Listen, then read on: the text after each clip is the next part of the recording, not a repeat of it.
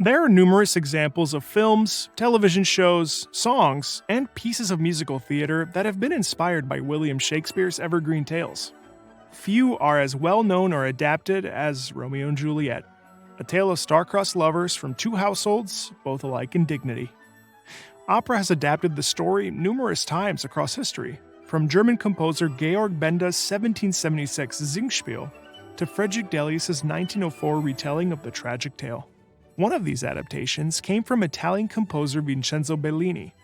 Bellini was a well-known composer during the early 19th century, and his operas, along with those of other 19th century composers, came to define the bel canto style of singing, which was wildly popular across Europe.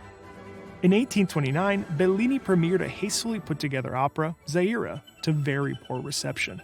With another premiere around the corner, Bellini borrowed much of the music from Zaira to create his version of Romeo and Juliet, which premiered in Venice in 1830 as I Capuleti E I Montecchi, or The Capulets and the Montagues. The libretto wasn't any more original than the music, as librettist Felice Romani reused the libretto he had written for a previous version of Romeo and Juliet with composer Nicola Vaccai. Despite borrowing music from the disappointing Zaira, Romeo and Juliet was a huge success, having over 30 different Italian productions in 5 years. Its popularity spread through Europe, and even the US by 1850. While drawing from the same story as Shakespeare's play, I Capuleti E I Montecchi really gets its inspiration from Matteo Bandello, who wrote the original Romeo and Juliet.